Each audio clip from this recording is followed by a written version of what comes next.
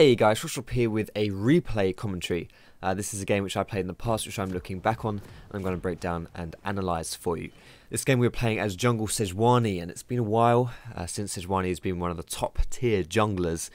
By that I mean, sorry, I didn't really phrase it very well. What I mean is that she's been a top tier jungler for a little while now, and I haven't really done any recent content on her. Now I do have plans to do a short guide, like a 3-minute guide on her as well. I haven't made that just yet, so I will put that link in the description when it's out. So if you watch this a bit in the future, then check the description and you can watch the short guide on how to play Sejuani. This is a gameplay though, so I'm just going to go through and break it down. First things first, this was a game I played on my Smurf account when I was streaming. This is still a diamond account though. And Runes of Masteries on Sejuani is, I would go for attack speed reds to help you clear faster, armor yellows. Either some cooldown reduction blues, some magic resist blues, or some flat AP blues. Kind of up to you. Quints, I would just go for AP Quints though. Masteries, I like to go 2190, focusing a bit on the AP, but not too much on AP. Just a little bit to help you early, but I really like going 21 points in offensive. You can go 21 points in defensive if you really want to though, of course. Now, the thing about Sejuani, which is really nice about her, is that there's really two different playstyles you can go for with Sejuani, which will manifest in your build, and that is whether or not you want to go for full tank, or whether you want to go for more of a hybrid kind of spell pen build. Now, you never want to go for full AP builds, because her AP scalings aren't very good, unless you're playing Earth mode, of course, then you can go do that if you want, because that shit's fun as hell. I did that, it was bloody marvellous, but spell pen is the way to go on Sejuani because she does a lot of magic damage, but her AP scalings aren't very good, therefore AP itself not great, but spell pen is good. So I'm going to start at the Gromp here and smite that away, and then go over to the blue buff and kill this too. You want to start your W, and notice as well when I'm using my W, I'm using it as an auto attack reset. That means I attack, then I press W, just to clear it a little bit faster. And of course, after you've hit with your W, then you want to use your E, because your E does damage to stuff that is frozen, and you freeze stuff when you damage it with your abilities and your basic attacks. So as you can see here, Sejuani does take a lot of damage in the early clears. I'm using my second potion here, and she's an okay clearer for clear speeds, but she's not really very good for sustain, at least not early. So you saw here I just did like a full clear, or a 4 camp clear I should say. Sorry if you can hear my phone going off, it's going crazy. But I did a 4 camp clear, and usually I would avoid those raptors, but because I've got pretty good AoE clearing as Sejuani, you can kill away the raptors no problem. So after I killed the raptors, I went back and I finished my Ranger's Trailblazer. You can go for Stalker's Blade if you want to. I mean, you can go whatever you really want to on her, but I would just recommend Rangers to clear faster.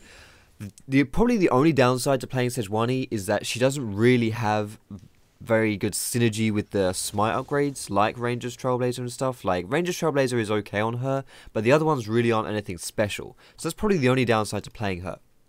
Obviously, by the way, Cinderhulk is the Cinderhulk release and the nerf to the early game damage of jungle camps really buffed Sejuani, which is why she became so strong, if you were wondering why that kind of seemed to happen in one patch. So what you just saw me do there as well was I went to go hold mid lane. That's because our mid laner died. It's always important, guys, if you ever see your mid laners recall or they die, or for whatever reason they're not in their lane and you have some free experience to go soak up, it's important that you do that.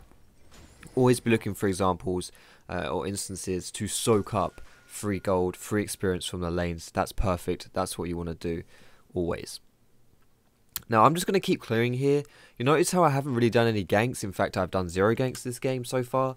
The reason for that is because you want to be playing to your jungler's strengths when you are playing in this game. And if you're not playing a champion that's very good at ganking early, then don't gank early, because you're just going to set yourself behind, because you're not going to be very efficient doing it. And Sejuani is not a great early game ganker. She can do it. I mean, she does have a lot of CC, and she's got her Q as a gap closer, but you really have to find like special situations to make it happen, else it's just not going to work. And she's a champion who really does want to get that level 6 before she goes and ganks, or at least before she goes and does too much. I'm going to slow it down here and just pause, because it looks like we're going to make a play in this mid lane. Now, as a 2v2 situation, it's worth mentioning as well, we have like a support Nautilus mid. Couldn't say that one. We did have this Nautilus pick support, but then Leona also picked support, so yeah, we not really a real mid laner here. And this 2v2 situation, there's a Fizz. This is AP Fizz, mind you, because he received some little changes in 5.7, and a Rek'Sai. Now, 2v2, a Nautilus and a Sejuani at level 5 versus a Fizz and a Rek'Sai, we're going to get absolutely demolished. This is not a fight we want to take, because these guys are just stronger than us at this stage of the game. Flat out, there's not really anything to say about that. One sec. So, the way we want to do this is to not fight head on if we're going to do this. So I'm just going to play at full speed here, and I'm going to show you. This is, you see here, Rek'Sai has moved out. Rek'Sai has moved out of the picture, and as soon as she does that, I come in the side here. And Fizz makes the mistake of engaging with his E, his troll pool, and that's a mistake because it means that we can easily pick him up. We then move over to Rek'Sai. I hit level 6, but Thresh for some reason is roam mid lane, so we can't, kill Rek'Sai as well. But still, even if you are playing these champions who are not very good early game, and if you're in situations which might not work in your favor, like that 2v2 Rek'Sai and Fizz, there's still windows of opportunity for you to get favorable fights, favorable situations. So that's what you should be looking for, as always. And right now I'm just kind of roaming through the jungle. I'm kind of looking to do something with my ulti, because I am level 6. Being level 6 at this stage of the game is actually pretty high. You can tell like Rek'Sai isn't level 6, pretty much. Well, level 6 is the highest level in the game. So, and I've been level 6 for a little while now. But I'm just going to recall, and I'm going to go build towards my Cinderhulk. Cinderhulk is very, very good on Sejuani and pretty much anyone right now. It's a very strong item, and one of the reasons why she's so strong, it gives you a lot of damage. It makes you tanky as well. So yeah, Cinderhulk, just a really decent pickup for Sejuani. I couldn't afford the full Cinderhulk, so I just gone for the Balmy Cinder. But yeah, decent item, something you definitely want to be looking forward to doing. Again, like I said earlier, you always want to be looking for opportunities to pick up lane farm, lane CS. Obviously, I just missed every single one there, but still, got the experience. That's all that counts, right? And also, I saw that this Aurelia had just been ganked in the top lane. So I dropped the minions in. I didn't kill the minions mid lane. I just instantly roamed up to this top, trying to help Aurelia out. So what I'm going to do here is I'm going to try and fight. So I use my Q to engage onto Hecarim. I'm saving my ulti because I don't really want to use it unless I have to. And yeah, like all these ultis which are like high cooldown ultis, obviously you want to save them until you really need them. Now, as you can see here with the pings that are going down, I'm being pinged quite a lot by this Aurelia just to fall back. So I'm just going to fall back. Like, honestly, I think Aurelia, considering she is kind of pushing this lane, or that her lane is pushing anyway, I kind of would like to push this lane with her. But every time I try to do something, she just pings me back. So whatever, like, I'm not going to cause an argument about it. Even if I think, something would be the right play, it doesn't really matter. If in her eyes it's not the right play, if it's going to annoy her, then whatever. I mean, I was going to do it to help her anyway, so she doesn't want the help. She doesn't want the help.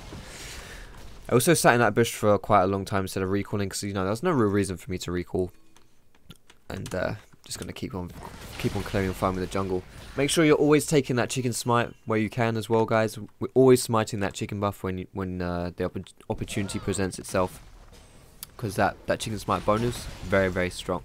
Again, I'm taking another opportunity here to pick up the CS from the mid lane, getting a lot of free farm here. Also want to just pause this because I want to explain why in particular I'm staying here.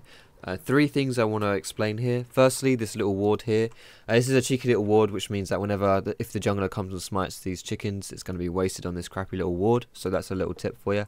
But more importantly, I actually want to rewind this because I did kind of miss this a bit earlier, which is apologies for that. But you can see in the bot lane here, both Fizz and Nautilus are in bot. So what that means is both the mid laners are doing their thing in bot lane, which means that I am too far away to make a play down bot, especially considering I don't have Moby Boots or anything like that. So what I've decided to do instead is I'm just going to push this mid lane down. Now, this is kind of, whenever you see people roaming on the map, it's always a good idea to go to that lane and to pressure that lane down. You kind of have 2 options. Either you follow them with their roam so you can go and make a play with them. So basically, either I could be in this bot lane trying to fight with them, or I could be in this mid lane pushing this down and pressuring people to come and defend this mid lane. And as you can see here, Fizz came to try and defend this mid lane, because and he left bot lane. So that's always, always have those 2 options. You either push the lane down hard to punish the person for roaming, so that they miss the CS and you get some damage onto the tower. If I was playing a different champion, I'd have even more damage onto the tower. Or you can just follow them. Now, I think Sejuani as a champion will probably want to be in those fights more than she would want to be pushing. But obviously in my situation, you kind of take what you can get. So I recalled here and I bought my my Cinderhulk. Also going to get some boots and some ward. I'm going to go over and kill this red buff away here. My blue buff has been up for a while, but I'm not going to take it because I'd rather take this red buff first, to be honest. Again, smiting the chickens for the chicken smite bonus, so I can use that when it comes up, so I can stomp a ward. Really, really powerful that is. Now I'm going to take away the blue buff. And the Gromp as well. I may smite this. Is my smite up? Yes, my smite is up. I smited that. Again, Gromp with Cinderhulk is a very good synergy. It gives you that Thorns damage and basically just have so much like burn. It's a really decent choice. This is a pretty, there's not really too much to analyse about this dragon here, except the fact that I don't actually have my smite. So it's risky doing it in that situation, but it works out fine. And this fight here, I've skipped through this a little bit because it's not really a fight. Rek'Sai came in and then we just ran away. I decided to run the risky route, which is running around Ezreal and Thresh, because it's a risky route, but it's the best route for me, because if I ran up, I'd run into Fizz and I would die, so I'm just running down instead. I would love to stay and do something, but the only way I'm going to be able to do something as Sejuani without my ulti is if I get in there and fight them, and I don't want to be doing that, so I'm just going to recall. I do often say that a big kind of weakness I see of lower tier players is that when they get low on health, they get very scared and they just run away, even if there's still stuff they can be doing to help their team. And so you could argue, me recalling here on low health is, kind of me not following my own advice. But to that, I would say it depends on your champion, obviously. Like, if you're playing a champion that can, dance in and out of the fight, then yeah, you might want to stay around. Like, if I was at least in there, maybe I would have stayed around.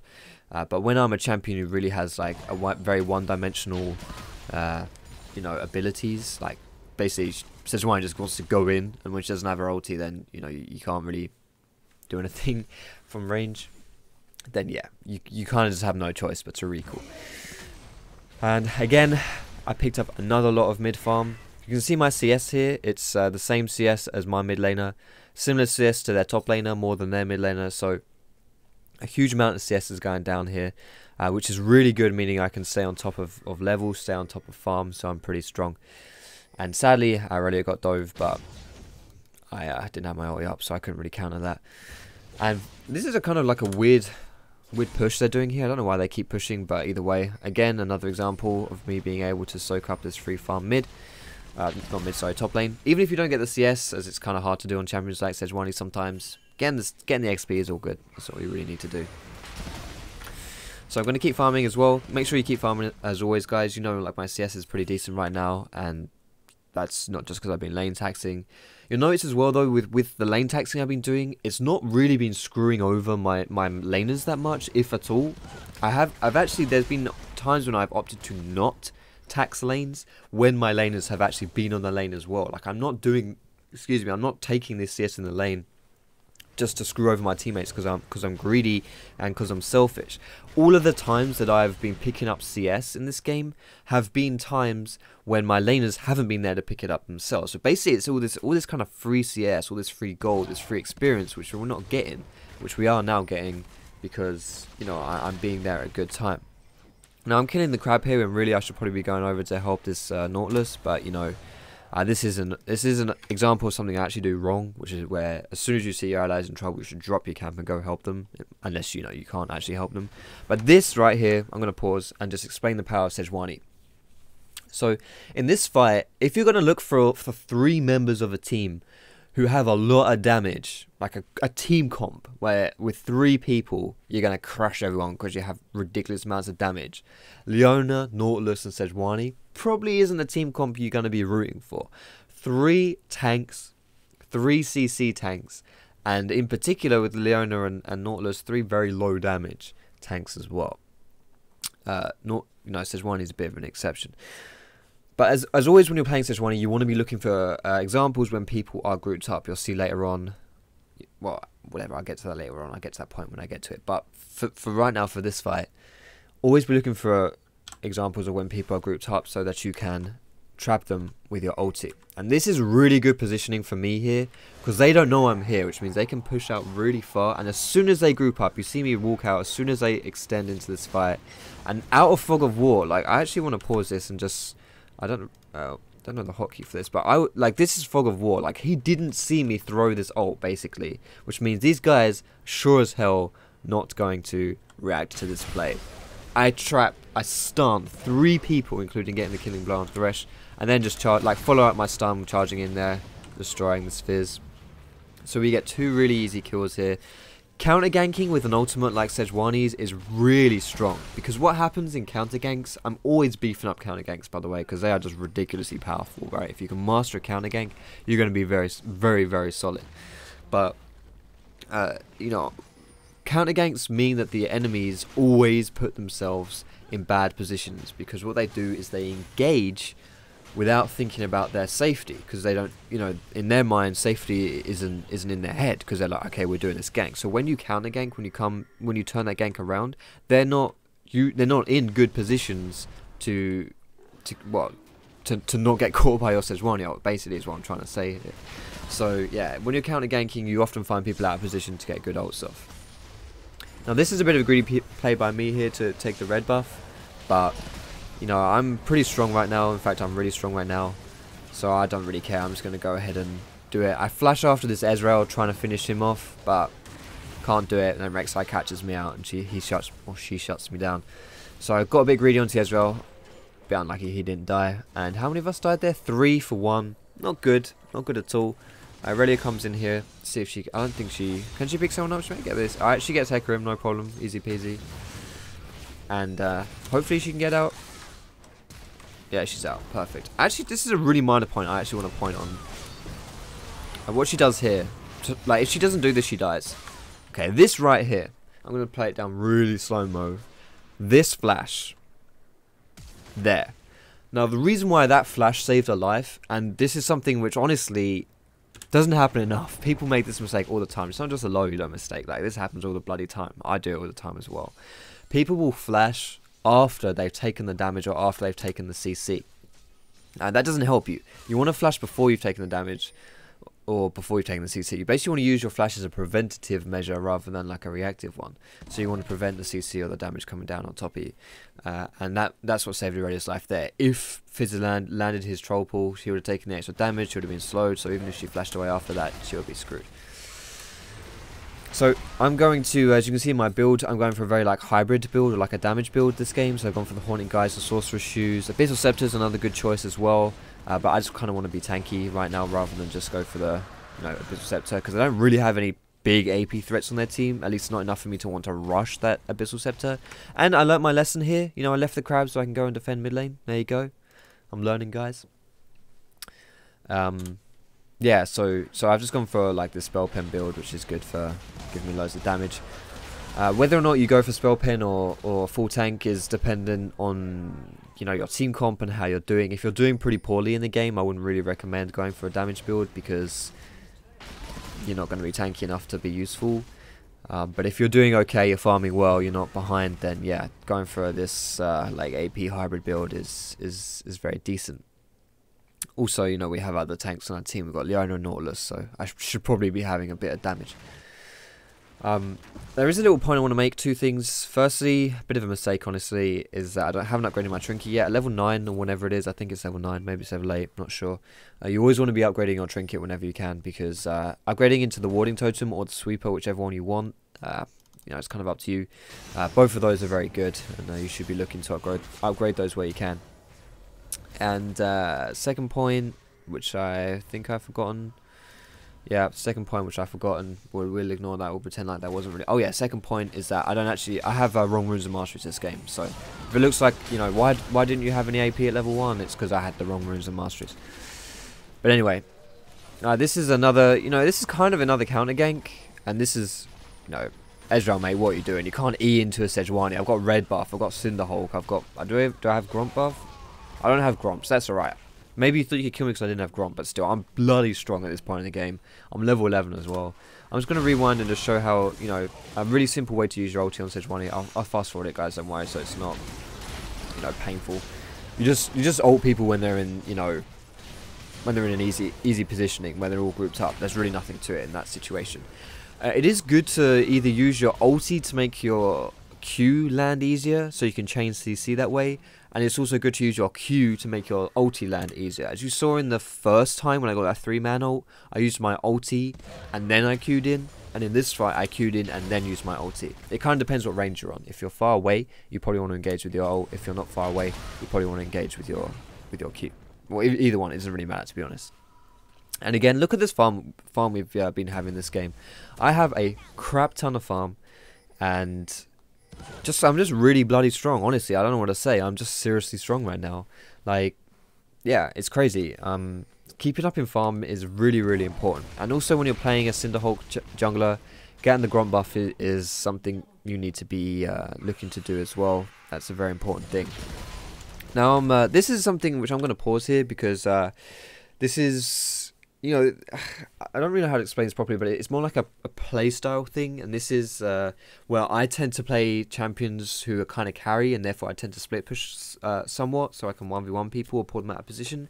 But when you're playing Sejuani, she is a decent split pusher in terms of her wave clear, but she's not very good at killing towers, so you don't really want to be split pushing, and also in the sense that she's a much better team fighter, so you want her for a team fight, you don't pick her to split push.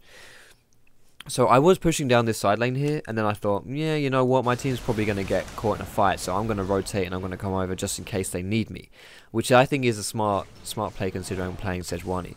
So I queue over the wall here. Again, everything's up, my ult's up, but I'm not using it. You know, you just engage with your W, and then whenever someone gets too far away from you, you use your E on them to slow them down. A lot of CC coming out of Sejuani, so it's really hard to get away from her. Still have my ulti up here as well, so depending on how things go, I may be able to catch some people, but this is actually a pretty sick combo wombo is I'm going to fast forward it just to show it here. Hecarim ults out, Nautilus grabs him back in and pulls him right into my ult. It's pretty delicious stuff there. I don't really like using my ult for one person, but that guy wasn't getting away, no way, Jose, so we kill him instead. And now, of course, whenever people are dead, you want to use those opportunities, those advantages to you know, push objectives out. So whether, you know, you rotate and take dragon, whether you maybe go take baron, whether you maybe go take towers, whatever it may be, use that numbers advantage to your advantage, I guess. And now I get away here, wasn't even close, easy peasy lemon squeezy, no problems there. Wasn't like, you know, that was lucky or any way, shape or form. This is a bit of a mistake which you're going to see coming up here. And this is what happens when people are doing Baron or Baron or Dragon, really, it doesn't matter in which instance, and you have no vision. If you try and contest objectives which are really not yours to contest because you're just not in a good position, like, you know, we have our AD carry and support bot lane. I don't know whether Nautilus was mid or whether he was in spawn, but yeah, like, we didn't have any vision, no one else was in position for it. So me trying to just steal that, I mean, that is a play which is most likely not going to work out for us. So even trying to make that play is pretty much it's pretty much already gone wrong before it's happened, to be honest. Like, not a good idea to be doing. And I just kind of suicided basically by making this play. Like, you know, we have no vision. We know there's a pink ward here from them. Or not pink ward, sorry, a ward here from them because we got our pink ward.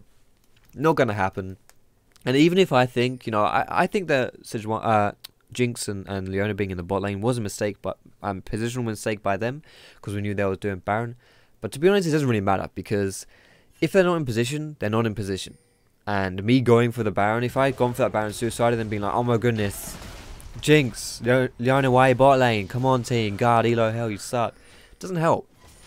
I should see they're in the bot lane and just not go for it. That would be the smart play, rather than me making a play which I think is the right play, but because we're not really in position for it, ends up being terrible. Did I just see a Jinx rocket, or was that her recall? I think that was her recall animation. Alright.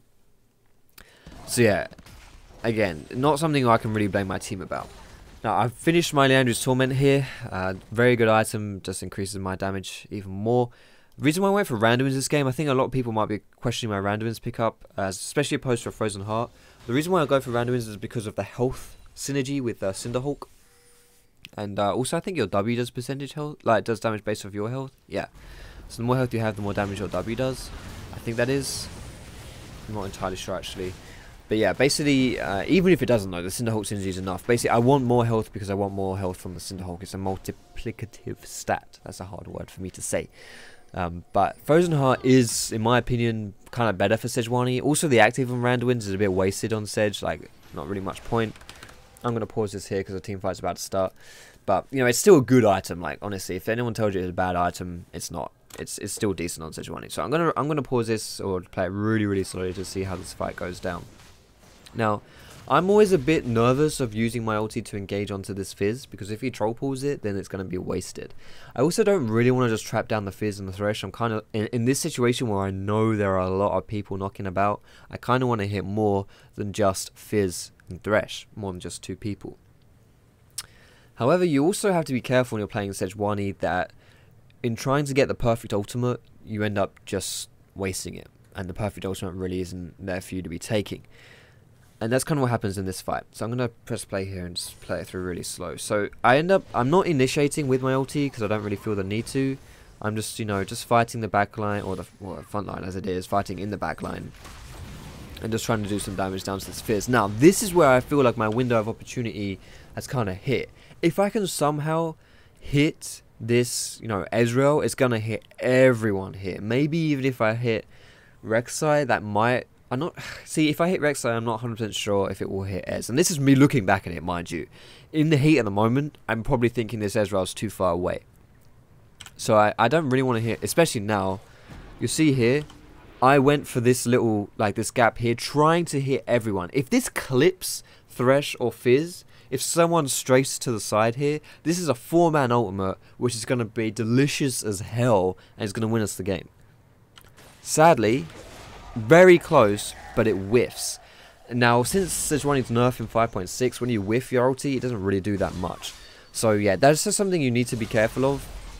Is you never want to be trying to, or you know, basically just need to be careful if you're trying too hard to get a really good ultimate off, because you might just get a shitty one off, and that's not good. So you know, I'm not really doing anything special this fight. If you just like follow me, you know, I want you to follow me this fight, and that's the end of the fight.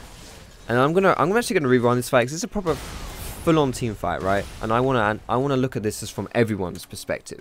Now this may get a bit long and confusing, but you know, whoops, I probably went a bit too far forward there. But you know, we'll do it. We'll give it a go because I know you guys like it when I break stuff down. So Fizz has already used his ultimate here. So there's no ultimate on Fizz. Which means that it's kind of safe for our backline because, you know, Fizz ultimate is one of the things that really kills backline. So we don't have to be afraid of that. Leona uses her ulti here to try and engage onto Fizz, but one of the reasons why Fizz is so slippery is because, well, he has his Q and he has his E, and Leona just learned that firsthand. So what I do is I just, you know, instead of jumping right into the back line here, I'm just going to go and, you know, kill the easiest target without really overextending too much. I mean, Fizz is already a decent target, right? I mean, he's a mid laner, he's squishy. He isn't really someone I should be avoiding in team fights. He's a decent target for us to go for. So there's no real reason for me to go this deep. Also, it's worth mentioning that Jinx and Aurelia neither of them are here right now. So if neither Jinx nor Aurelia are in this fight, then if I dive into the backline, I'm not really going to get any backup, and it's not really going to benefit. You know, even if I distract people and die, it doesn't really help my team fight because, you know, my team isn't really there to fight. So I don't want to go too deep just yet. I'm going to keep trying to just fight this Fizz for a while, and now as my team are coming in, this is the time for us to go deep on the team fight. So I throw out my ulti here, which whiffs, of course. We already know that. And now we're kind of going on the offensive. But again, I'm kind of pussyfooting around though, which is a bit of a mistake. I should just be going deep here.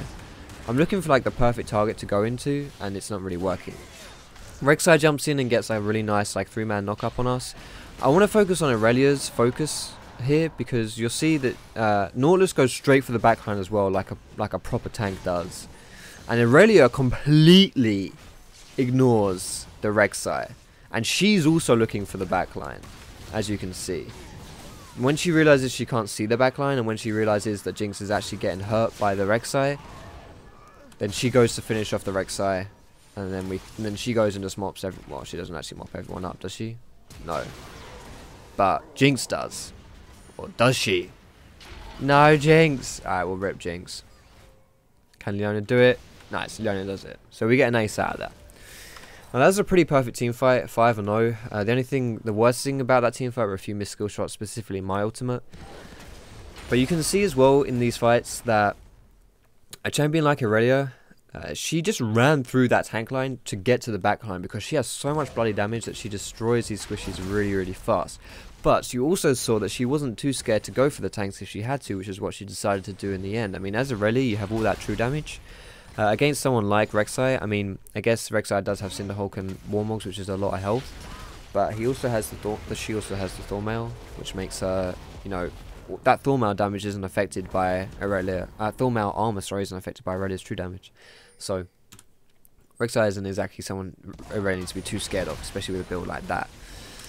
So yeah, I'm gonna fast forward here, keep going. I'm going into my Frozen Heart, guys, because you know, they do have Hecarim, Rek'Sai, Ezreal, a decent amount of physical damage, and I really think that Frozen Heart is a great item on Sejuani for the 20% CDR just alone. Like, so much armor and crap tons of CDR, it's pretty beautiful. And as I'm kind of, you know, I actually recalled at a bad time here because my whole team was pushing and I hadn't had a chance to recall yet because I was saving up gold or something. I don't really know. It's a bad recall. But I meet up with my team, and now we're just going to go in and they're grouped up. I should probably ult them here. There it is. There's the ult. We mop them all up, pushing in onto the base. End this game. And that concludes, or does it? Where am I? Look at me try hard and just killing down that tower, honestly. But yeah, that concludes Sejuani gameplay, guys. I hope you enjoyed the commentary. I'm just gonna click on there's the gold if you guys wanted to see how much gold we had. But well, oh, nice victory, perfect. Yeah. So I'm sorry I haven't really done too much Sejuani content now that she's broken as shit, but I probably should. Probably should get some more stuff out there for you guys to play. I definitely recommend you playing Sejuani. She's not that hard to play if you can get her past the bans, that is, if you can actually pick her. But yeah, decent champion. Lots of fun. So I hope you enjoyed the commentary, as I just said. Thanks a lot for watching. Like I said, this was a stream game, so if you want to go watch me playing live, see these games live, then go head over to my stream, twitch.tv/Foxdrop, link in the description. And yeah, might have that 3-main, that short guide out there soon as well, so keep your eyes peeled for that. But most importantly, guys, I'm out of here. Thanks all for watching. Have a great day, and I will see you in my next video.